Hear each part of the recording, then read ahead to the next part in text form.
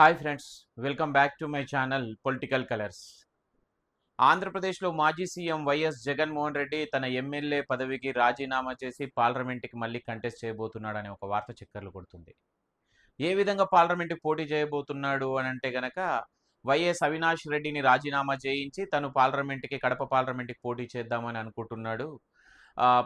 ఇక్కడ అసెంబ్లీలో చంద్రబాబుని ఎదురుపడే అవకాశం ఉండదు ఒకవేళ పార్లమెంట్కి వెళ్ళినట్లయితే గనక అనే ఒక చర్చ జోరుగా సాగుతుంది. మొన్నటి వరకు అసెంబ్లీలో టీడీపీ పార్టీని విపరీతంగా దాడి చేసి ఇప్పుడు అదే టీడీపీ పార్టీకి మళ్ళీ తను ఎదురుపడితే తన ద్వారా ఏదైతే టీడీపీ పార్టీ డెఫినెట్గా వైసీపీ మరియు జగన్మోహన్ రెడ్డి పైన దాడి చేసే అవకాశం ఉంటుంది. కాబట్టి ఎటుగూడి తనకున్నది 11 మంది ఎమ్మెల్యేలే. ఆ 11 మంది ఎమ్మెల్యేల నుంచి కూడా ఎంతో కొంతమంది ఒకవేళ రేపు టీడీపీ పార్టీకి వెళ్ళే అవకాశం ఉండొచ్చు.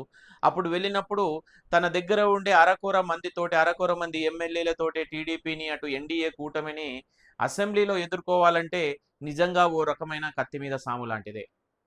సో ఇలాంటి పరిస్థితుల్లో అంటే మరీ ముఖ్యంగా గత 5 సంవత్సరాల నుంచి టీడీపీ పార్టీని ఏ విధంగా అయితే జగన్మోహన్ రెడ్డి అండ్ కో అసెంబ్లీలో ఇబ్బంది పెట్టిందో డెఫినెట్గా అదే విధంగా టీడీపీ పార్టీ మరియు ఎన్డీఏ కూటమి కూడా జగన్మోహన్ రెడ్డిని ఇబ్బంది పెట్టే అవకాశం ఉంటుంది ఒకవేళ అసెంబ్లీకి వెళ్ళినట్లయితే.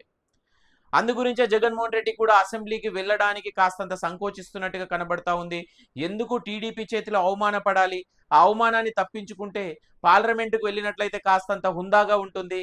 అక్కడ పార్లమెంట్లో కూడా వైడర్గా తనకి కొద్దిగా ఏదైనా గనక అవకాశం ఉన్నట్లయితే గనక వైడర్ రేంజ్లో కొద్దిగా తనకు రాజకీయంగా ఏమైనా రేపు ఉపయోగం ఉండబోతుందనే ఆలోచన కూడా చేసి ఉండొచ్చు. అటు అవినాష్ రెడ్డిని కూడా పార్లమెంటు నుంచి తప్పించడం ద్వారా ఏదైతే జగన్మోహన్ రెడ్డి సొంత కుటుంబాన్ని వదిలి తను వేరే కుటుంబానికి ఎక్కువగా విలువ ఇస్తున్నాడు అన్న విమర్శ నుంచి కూడా తను దూరం చేసుకునే అవకాశం ఉంటుంది.